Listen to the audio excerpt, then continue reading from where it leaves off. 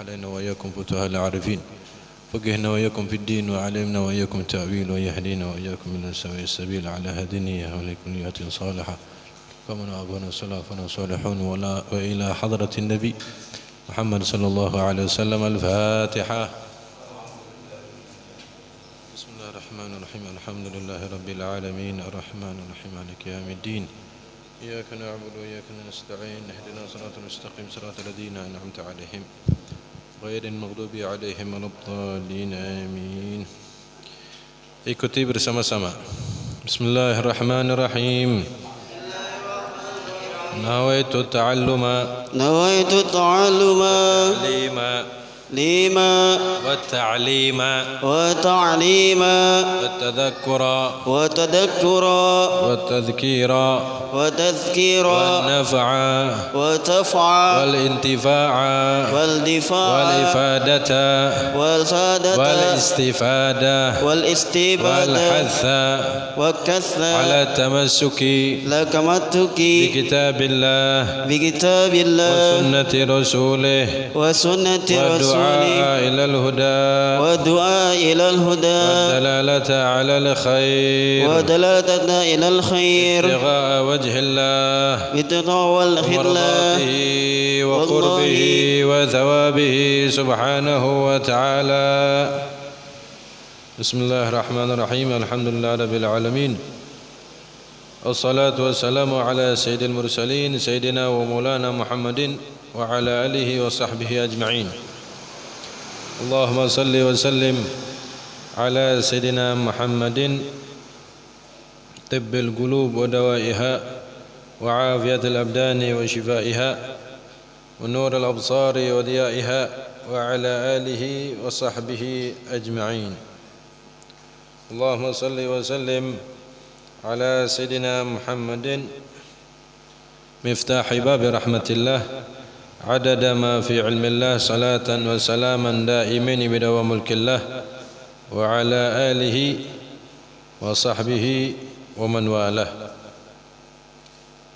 رب اشرح لي صدري ويسر لي أمري واحلل عقدة من لساني يفقه قولي بحق سيدنا محمد صلى الله عليه وسلم. أما بعد.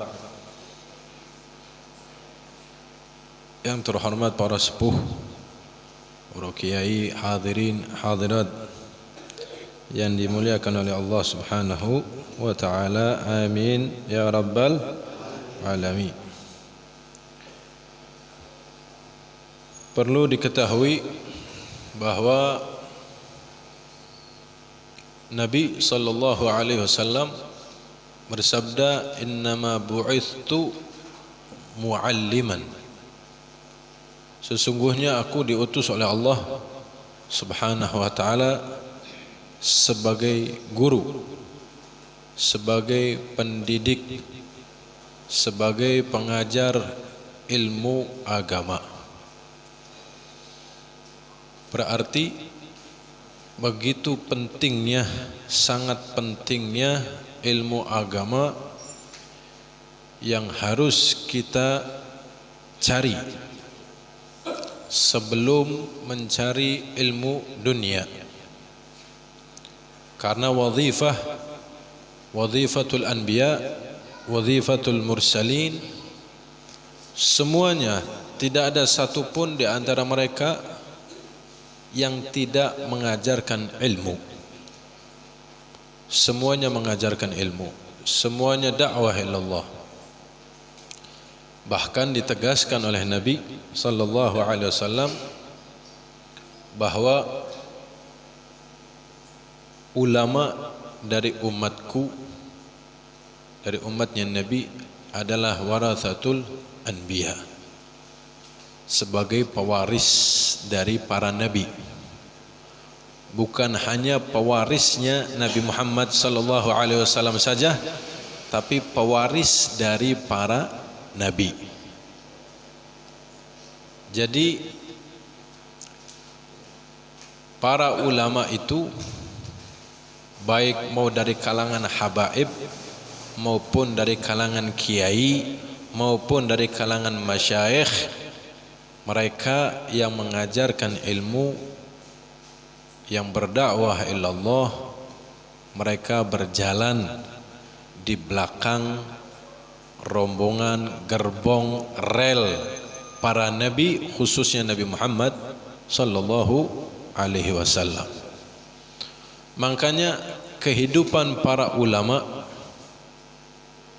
kehidupannya insyaallah mereka sejahtera. Kehidupannya insyaallah diberikan ketenangan oleh Allah, diberikan kebahagiaan oleh Allah. Dapat rezeki, mereka bersyukur kepada Allah. Tidak mendapat rezeki atau belum mendapatkan rezeki, mereka bersyukur kepada Allah. Mereka tidak kendor beribadah kepada Allah. Karena apa? Karena mereka telah mengenal, mempelajari ilmunya Allah, ilmunya Nabi Muhammad. Jadi kalau kita di dalam hidup kita ini yang masih belum mengerti, belum mengenal agama dengan baik dan benar, kalau kepengen hidup tenang, hidup sejahtera, dekatlah sama ulama, dekati mereka, bergaulah dengan mereka, duduklah dengan mereka, yang mana dengan duduknya sama orang saleh, insya Allah ketularan solehnya, ketularan kesolehannya. Duduk sama orang alim, insya Allah ketularan alimnya, walaupun sedikit. Mau sedikit mau banyak itu atas pemberian Allah, yang jelas ketularan. Pengen banyak pengen sedikit tergantung dari orang yang pengen niatnya untuk duduk sama mereka. Niatnya seperti apa, kadar niatnya seperti apa. Kalau kadar niatnya mantep, yakin, gak ada ragu, gak ada keraguan, insya Allah dapatnya banyak. Tapi kalau niatnya hanya sekedar niat saja, atau sekedar ya lumayan daripada nggak ada perkumpulan, atau niatnya ya lumayan daripada sepi, ya lumayan daripada nggak ada kegiatan, ya dapatnya juga ala kadar niatihim. Tapi mugi-mugi insya Allah kita semua niatnya yakin, mantap, bukan hanya sekedar basa-basi. Karena kata Nabi SAW, banyak keterangan dari Nabi bahwa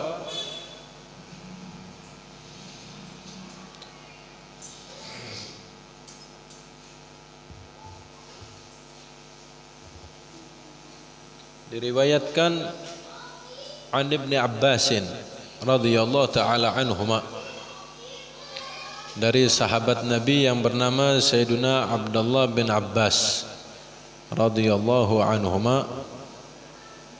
Beliau meriwayatkan hadis dari Nabi sallallahu alaihi wa alihi wasallam,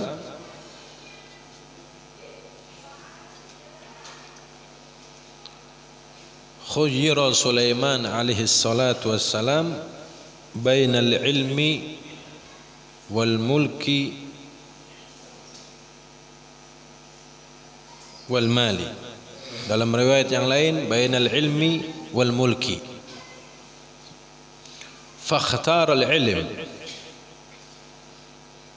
fa'ata al ilm wal mulk. Masya Allah. Nabi Sulaiman alaihi salam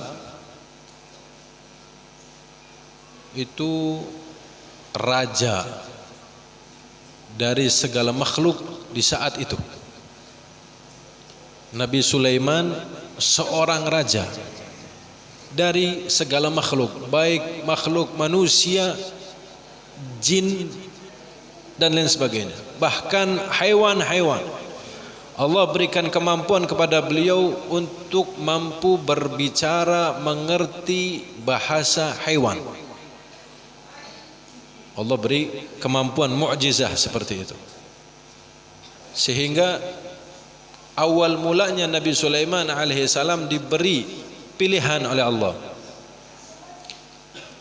Bukan meminta pilihan. Ya Allah Gusti, kula minta dikasih pilihan. Tidak. Tapi Nabi Sulaiman alaihissalam diberi pilihan oleh Allah. Apa diberi pilihannya? Sulaiman, kau mau ilmu atau kerajaan? Kau mau ilmu atau tahta, atau kerajaan, atau jabatan? Kira-kira milihnya mana Nabi Sulaiman? Fakhtaral ilm. Fakhtaral ilma. Nabi Sulaiman memilih ilmu. Nabi Sulaiman memilih ilmu. Kemudian setelah dikasih tawaran oleh Allah Subhanahu wa taala untuk memilih antara ilmu atau tahta, antara ilmu atau kerajaan atau kedudukan, tapi Nabi Sulaiman lebih memilih ilmu, sehingga ketika Nabi Sulaiman lebih memilih mementingkan ilmu, Allah Subhanahu wa taala berikan tahta, kekuasaan dan jabatan. Seandainya misal kita diberi pilihan mau ilmu atau jabatan, milih mana?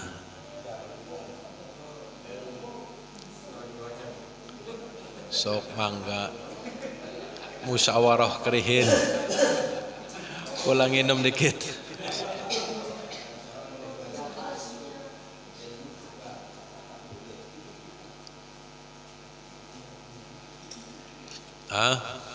Sampun.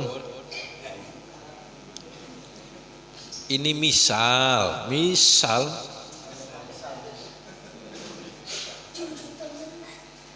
Saya ulangi ya. Misal, seandainya kita disuruh milih, kata Gusti Allah nih, Cung, milih mana? Ilmu tah jabatan atau kekuasaan? Kira-kira milih mana? Kekuasaan. Mangga jawaban yang lain.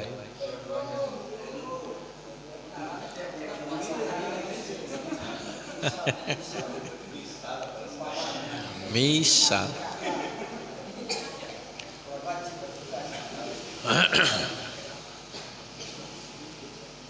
kita umumnya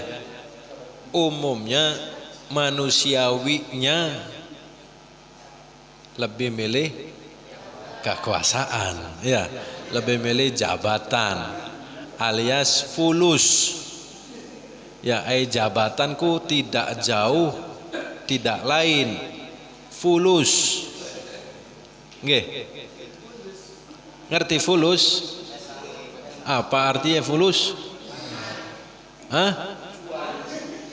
Apal ya. Fulus ku bahasa Arab ya, Bu? Ta bahasa pesisir?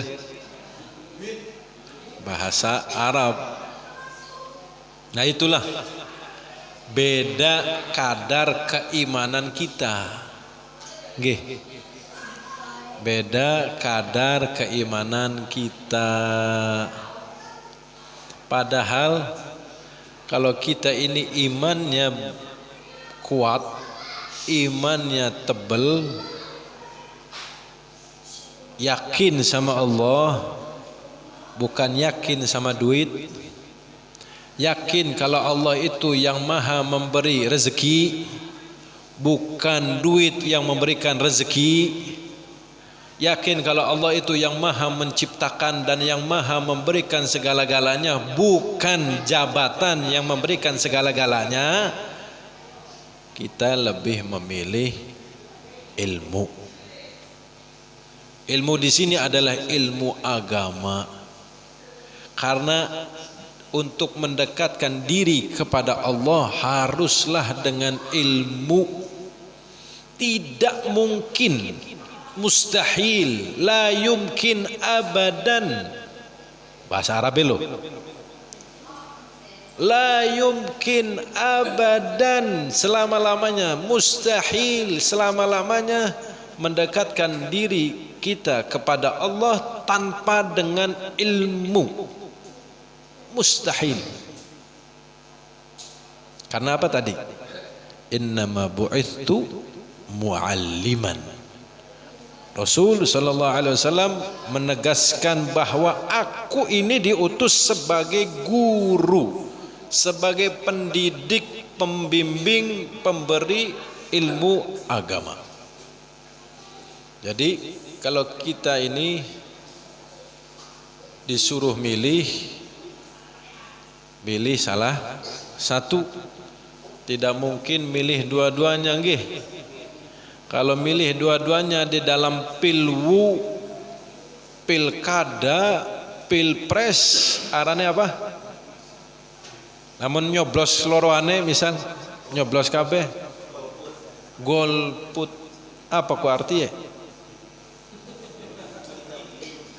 Golput ku artinya apa? Golongan putih tah. Oh, tidak sah kan?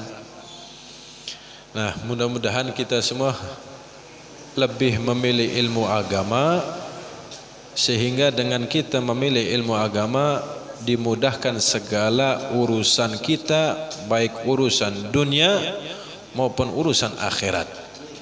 Amin ya rabbal alamin. Itu sedikit pemberitahuan tentang utamanya ilmu. Mudah-mudahan Allah Subhanahu wa taala tulis di dalam pahala kita orang yang senantiasa cinta sama ilmu, cinta sama orang yang punya ilmu, sehingga kita dimasukkan ke dalam golongan mereka yang mulia, yang dimuliakan oleh Allah Subhanahu wa taala. Mereka bisa mulia karena mereka memuliakan Allah, sehingga dimuliakan oleh Allah. Tidak mungkin, mustahil orang bisa mulia kalau orang itu tidak memuliakan Allah. Mustahil. Mudah-mudahan kita semua dijadikan orang-orang yang mulia oleh Allah Subhanahu wa taala. Amin ya rabbal alamin. Karena kita ini pembahasan fikih, kitab Safinah, mulai baca bismillahirrahmanirrahim, alhamdulillahirabbil alamin, wa bihi nasta'inu ala umurid dunya waddin, wa sallallahu wa sallama ala sayyidina Muhammadin khatamin nabiyyin wa alihi wa sahbihi ajma'in, wa la hawla wa la quwata illa billahil aliyyil azim. Kitab Safinah, kitab ringkasan dalam ilmu fikih. Cukup kalau kita mempelajarinya dan memahaminya, cukup untuk kita beribadah muamalah kepada Allah Subhanahu wa taala. Paling tidaknya cukup. Makanya kitab Safinah ini bukan kitab yang lama, hanya baru, kurang lebih umurnya mungkin kurang lebih antara 200 tahun. Tapi kitab Safinah ini yang pengarang mukhlis karena Allah, ikhlas, sehingga manfaatnya, berkahnya tersebar ke seluruh dunia. Dan banyak para ulama yang sesudahnya mensyarahkan kitab Safinah. Di antaranya kitab Nailur Roja, pengarangnya adalah Al-Habib Ahmad bin Umar Asy-Syatiri, murid dari Al-Habib Abdullah bin Umar Asy-Syatiri. Lalu kitab Kashifatus Saja, yaitu karya Syekh Al-Imam Nawawi Al-Bantani, orang Banten, Indonesia. Belajar di Indonesia masih belum puas, masih haus dengan ilmu, masih lapar dengan ilmu. Setelah ngambil dari ulama di Indonesia, beliau berangkat ke Mekah, belajar sama ulama di Mekah, ulama di Madinah, sehingga beliau jadi orang alim besar. Dan setelah beliau belajar di sana, lama kelamaan beliau diberikan taufik oleh Allah Subhanahu wa taala untuk bisa mengajar di Masjidil Haram di kota Mekah. Bayangkan, orang Indonesia lahir di Banten, bahasa setiap harinya Sunda, tapi dimuliakan oleh Allah. Karena apa? Karena jerih payahnya beliau untuk memuliakan Allah. Untuk memuliakan Allah dengan cara apa? Memuliakan syariatnya Allah. Beliau belajar dengan benar-benar, dengan sungguh-sungguh sama ulama-ulama yang Masya Allah, sehingga karena jerih payahnya, karena niat salehahnya, diangkat derajatnya oleh Allah, sehingga mulia hidupnya mengajar di kota Mekah, di Masjidil Haram, sehingga karya ilmiahnya banyak sekali, baik itu dari ilmu alat maupun ilmu fikih dan ilmu-ilmu yang lain yang tersebar ke seluruh penjuru dunia.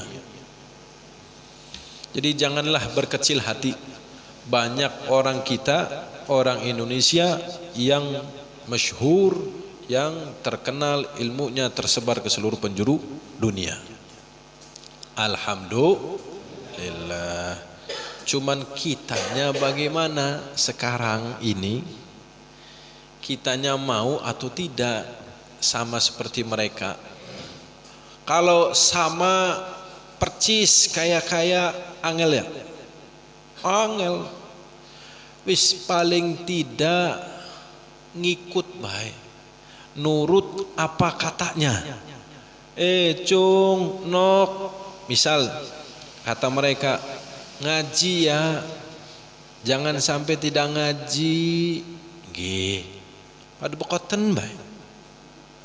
Iku sudah lumayan pisan untuk zaman sekarang.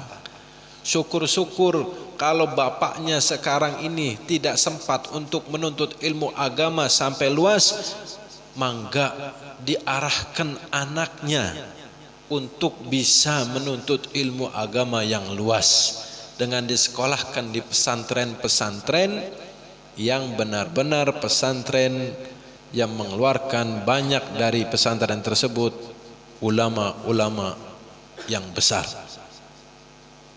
Seperti pesantren mana? Jawa Timur banyak ya.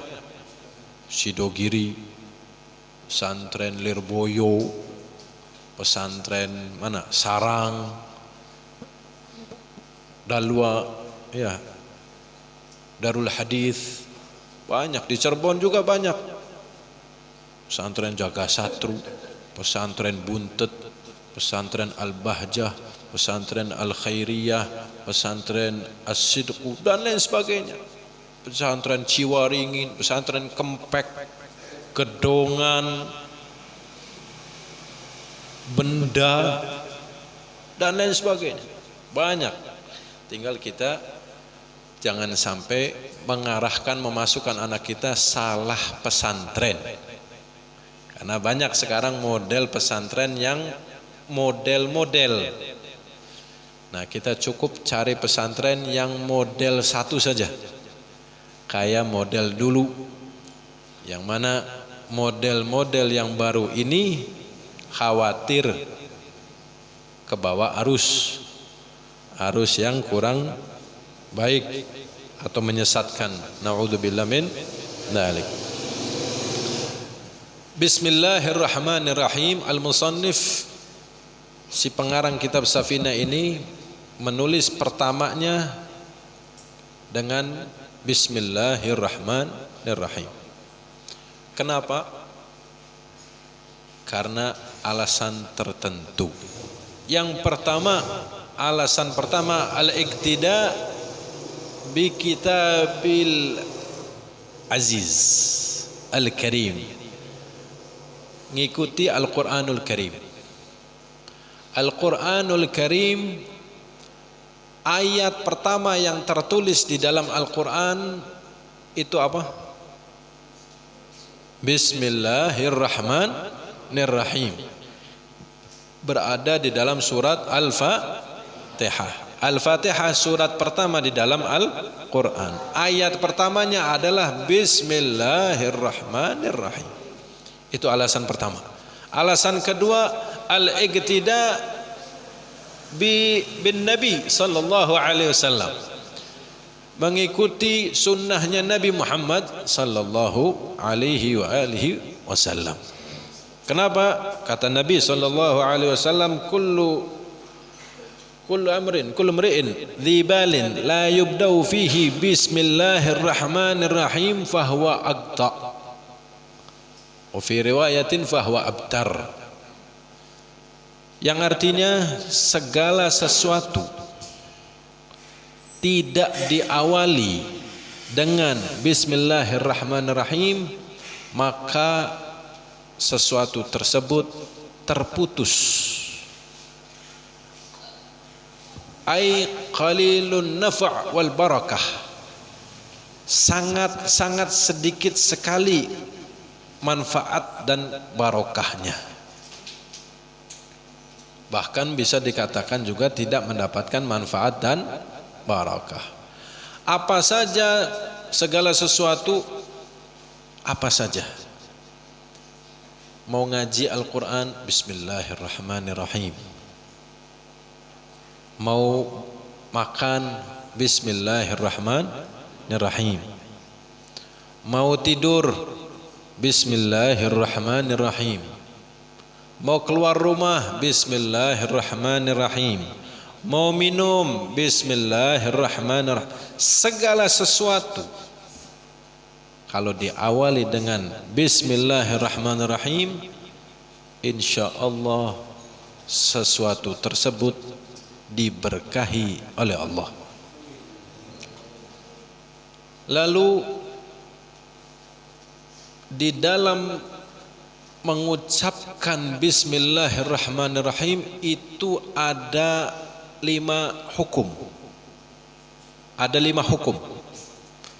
Yang pertama wajib, yang kedua sunnah, yang ketiga haram, yang keempat makruh, yang kelima mubah. Ini hukum di dalam agama Islam. Ada 5 hukum: wajib, sunnah, haram, makruh, dan mubah. Kapan wajib kita ini mengucapkan Bismillahirrahmanirrahim? Kapan?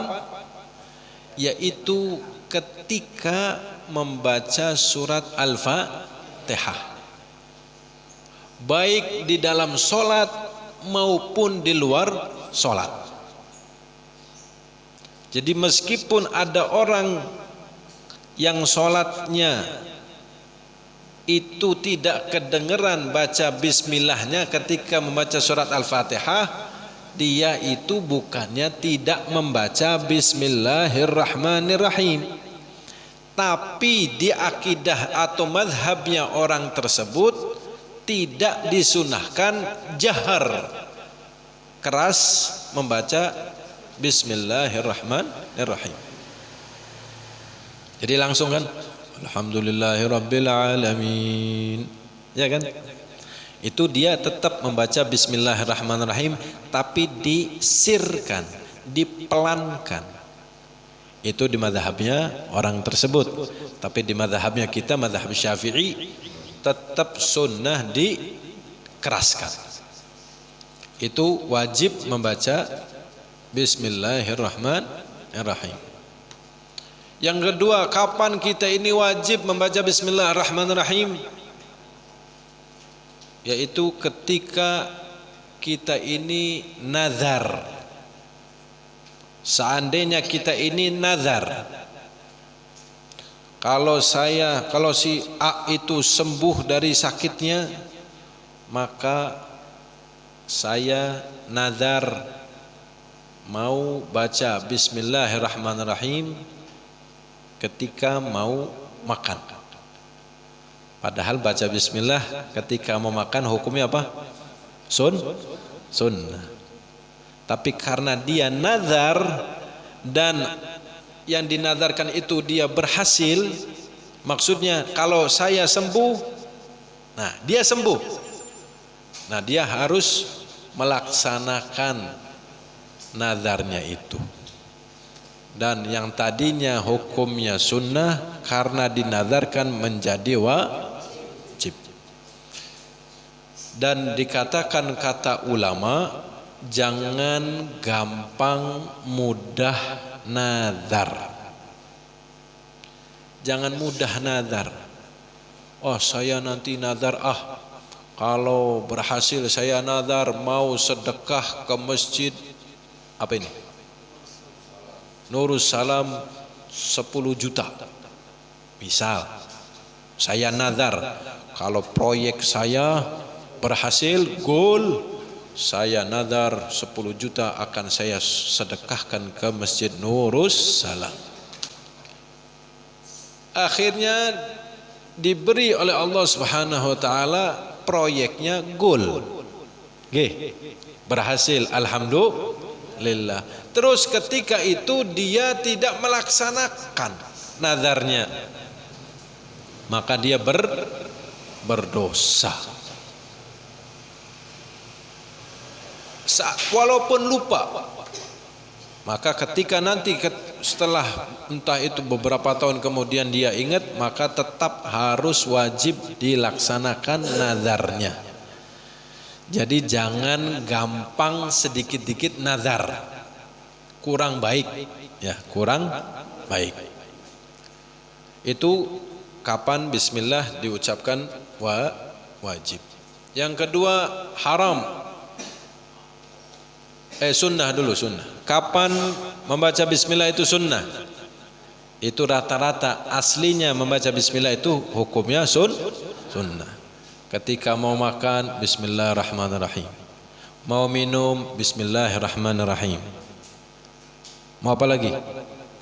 Mau tidur, mau pergi, mau belajar, mau bekerja, mau mengerjakan ujian dan lain sebagainya, itu disunahkan kita mengawalinya dengan baca Bismillahirrahmanirrahim. Itu sunnah.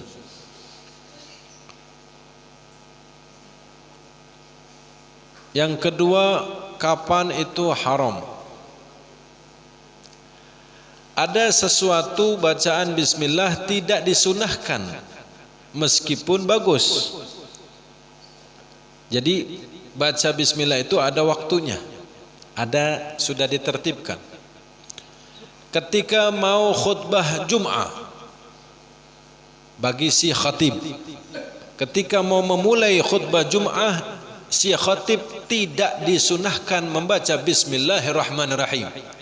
Tidak disunahkan, karena bukan tempatnya, bukan saatnya. Saya mah, misal ada orang setelah bersin mau baca bismillahirrahmanirrahim, tapi bukan baca hamdalah setelah bersin. Gimana, boleh apa tidak? Mangga, silahkan, cuman tidak disunahkan. Sunnahnya itu ketika bersin membaca alhamdulillah. Tapi orang ini ngotot, wah enggak, pokoknya saya mah maunya baca bismillah setelah bersin. Terus debat misalnya, jangan debat, biarin dia.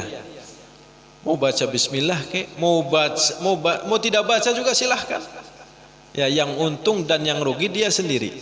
Tapi di sini masalahnya bukan tempatnya, bukan waktunya. Waktunya, tempatnya setelah bersin baca alhamdulillah. Meskipun baca bismillah itu fadilahnya besar sekali, manfaatnya luar biasa. Lalu yang ketiga, kapan baca bismillah itu haram? Yaitu ketika mau berbuat maksiat, mau melakukan maksiat. Misal, naudzubillah ya, mau mencuri, orang mau maling, mau mencuri, mau copet, baca bismillahirrahmanirrahim.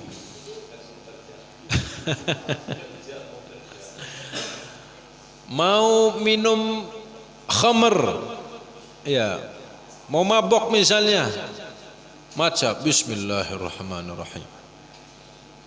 Bukan tempatnya. Dosa apa tidak dianya? Perilakunya dosa. Ucapan yang diucapkan sama dia dosa apa tidak? Kan dia mengucapkan bismillahirrahmanirrahim ketika mau berbuat maksiat. Dosa apa tidak? Dosa. Meskipun yang dibaca baik dan benar. Kenapa? Karena dia mau melakukan sesuatu yang dilarang oleh Allah. Bahkan bukan hanya dosa saja, bisa mengakibatkan orang itu keluar dari ajaran Islam, alias kufur atau murtad. Na'udzubillah min dzalik. Apa contohnya? Misal si A, si fulan mau mabok misalnya, mau minum khamr, dia ngangkat botol atau gelas, dia niat,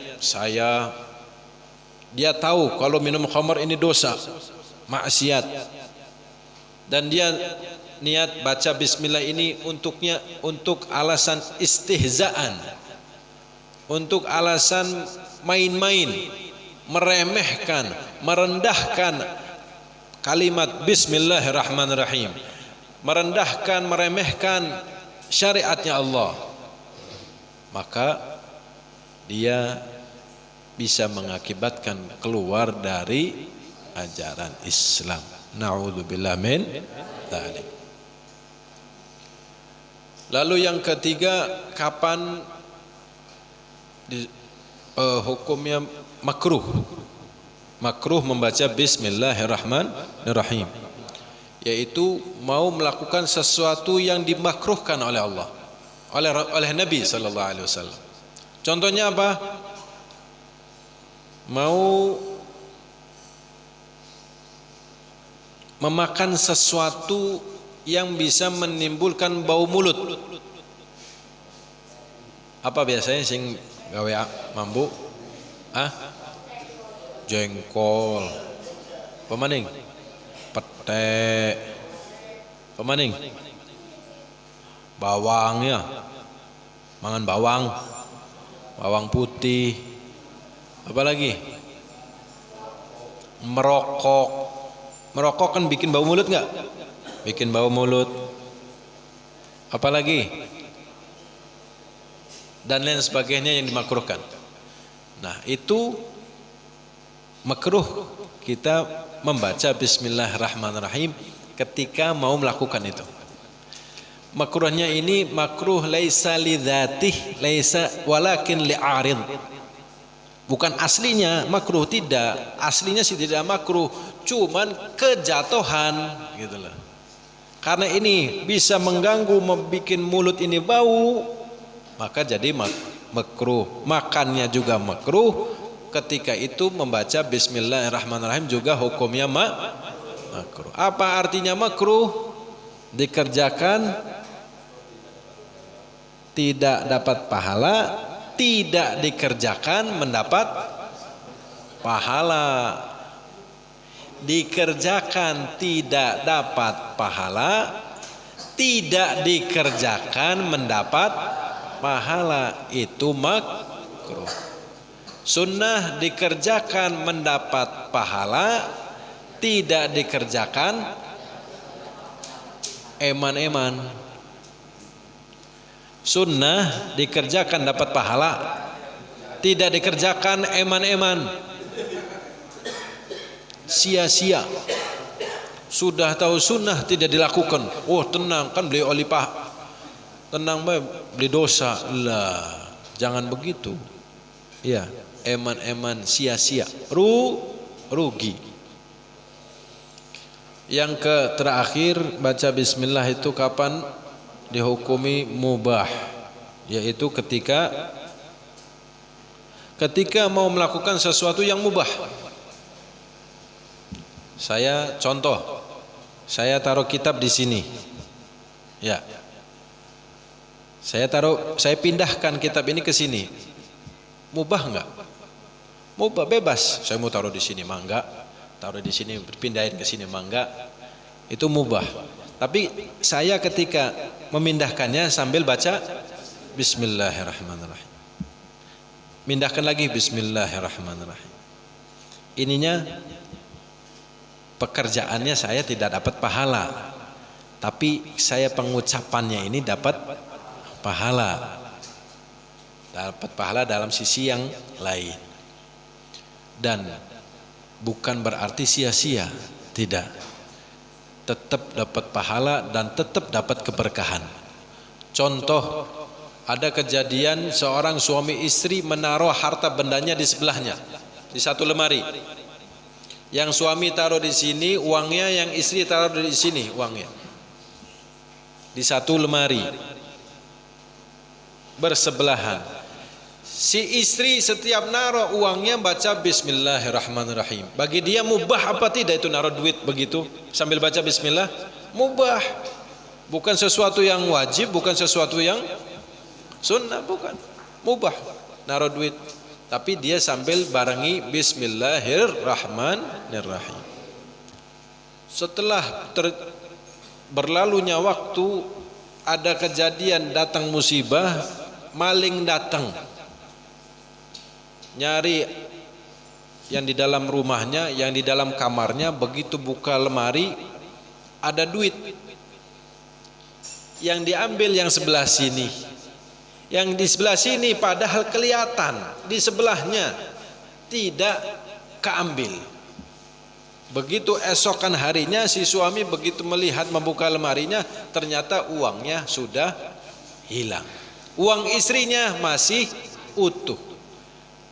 Apa sebabnya? Dia si suami bertanya sama si istri, kenapa kok uang saya yang diambil, padahal uang istri saya ini, uang kamu ada di sebelahnya dan kelihatan.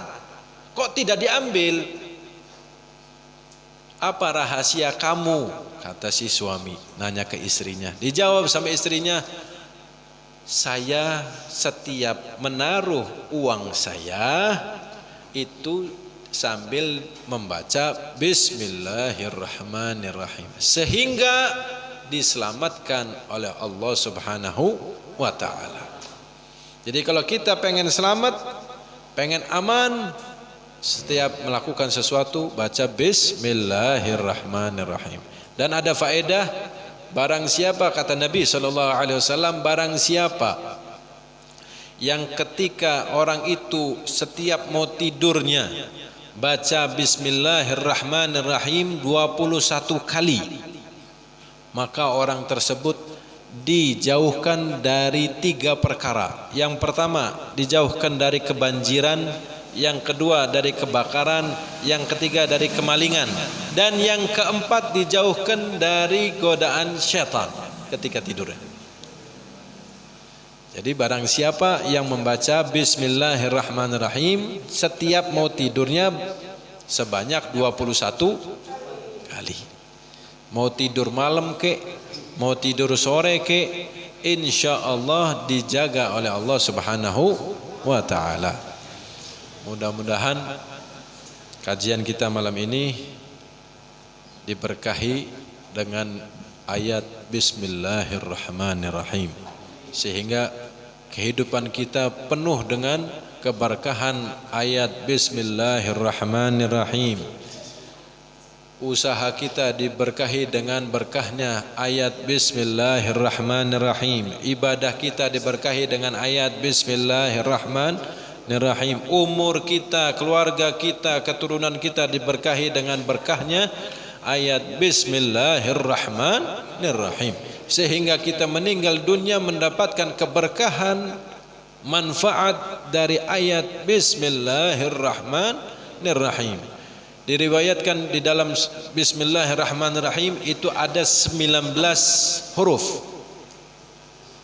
19 huruf. Barang siapa yang mendawamkan, membaca sering, istiqamah membaca Bismillahirrahmanirrahim, insyaallah dijauhkan, diselamatkan oleh Allah dari 19 pintu api neraka. Dawamkan baca Bismillahirrahmanirrahim. Rezeki dikabangkan sama Allah Subhanahu wa taala. Urusan dimudahkan oleh Allah Subhanahu wa taala. Yang kepengen dapat jodoh dimudahkan jodohnya. Yang kepengen bisa bayar utang digampangkan bayar utangnya. Yang kepengen bisa ziarah Nabi Muhammad insyaallah digampangkan ziarah Nabi Muhammad. Segala urusannya insyaallah dengan berkahnya surah ayat Bismillahirrahmanirrahim.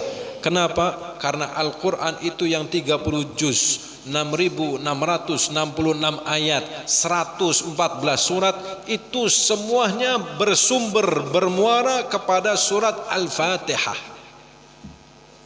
Surat yang itu semuanya bersumber kepada surat Al-Fatihah, intisari itu semua bersumber, bermuara kepada ayat Bismillahirrahmanirrahim.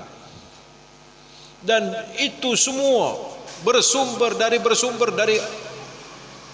juz, bersumber kepada Al-Quran, kepada surat Al-Fatihah. Al-Fatihah bersumber kepada ayat Bismillahirrahmanirrahim, itu bersumber lagi kepada huruf ba di dalam ayat Bismillahirrahmanirrahim. Dan itu semua bermuara, bersumber kepada satu titik yang di dalam huruf ba. Nuqtah saja, satu titik. Itu semua Al-Quran, isinya kandungan Al-Quran itu ada di segala alam, ada semuanya di dalam Al-Quran. Allah cuma naruh itu semua, intisari dari itu semua di nuqtah, satu titik di dalam huruf ba. Lihat maha kayanya Allah, maha luasnya keilmuan Allah Subhanahu wa taala, yang sehingga menjadikan ini semua hanya satu titik dari huruf ba. Apa dalilnya? Allah Subhanahu wa taala berfirman, "Wa ma utitum minal ilmi illa qalila." Tidak aku berikan ilmu kepada kalian kecuali sedikit. Bayangkan, maha besarnya Allah, maha agungnya Allah, maha kayanya Allah, maha segala-galanya Allah dari segala-galanya. Jangan sampai kita ini berpaling daripada Allah. Jangan sampai kita ini menggantungkan diri kita kepada makhluknya Allah, tapi menggantungkanlah diri kita hanya kepada Allah Subhanahu wa ta'ala. Apapun urusan kita, keinginan kita, hajat kita, minta sama Allah, gantung diri kepada Allah, bersandar diri kepada Allah, jangan kepada makhluk. Jangan keyakinan kita kepada makhluk, tapi keyakinan kita sama Allah saja. Mudah-mudahan Allah berikan kita keimanan yang kuat, sehingga kita hidup dalam penuh keimanan dan meninggal dalam keimanan yang kuat, yang mantap, yang besar, sehingga kita meninggal dalam keadaan husnul khatimah. Amin ya rabbal alamin. Wa sallallahu ala sayyidina Muhammadin wa ala alihi wa sahbihi wasallam. Alhamdulillahi rabbil alamin. Rabbana taqabbal minna innaka antas samiul alim wa tub alaina innaka antat tawwabur rahim. ربنا آتنا في الدنيا حسنة وفي الآخرة حسنة وقنا عذاب النار اللهم اهدنا فيمن هديت وعافنا فيمن عافيت وتولنا فيمن توليت وبارك لنا فيما أعطيت وقنا برحمتك شر ما قضيت فإنك تقضي ولا يقضى عليك وإنه لا يذل من واليت ولا يعز من عاديت تبارك ربنا وتعالى ولك الحمد على ما قضيت نستغفرك ونتوب إليك وصلى الله على سيدنا محمد النبي الأمي وعلى آله وصحبه وسلم الحمد لله رب العالمين بسر الفاتحة.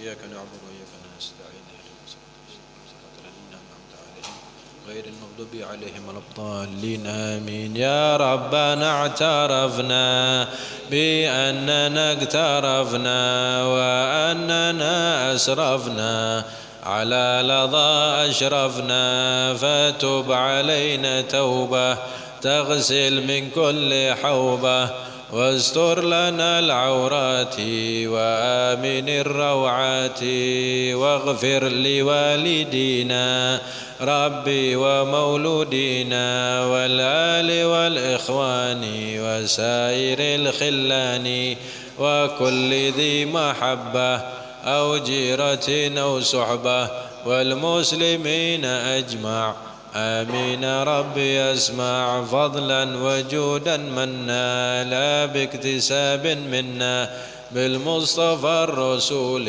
نحظى بكل سول صلى وسلم ربي عليه عد الحب وآله وصحبه عداد طش الصحب والحمد للإله في البدء والتناهي والحمد للإله في البدء والتناهي والعفو منكم والسلام عليكم ورحمة الله وبركاته.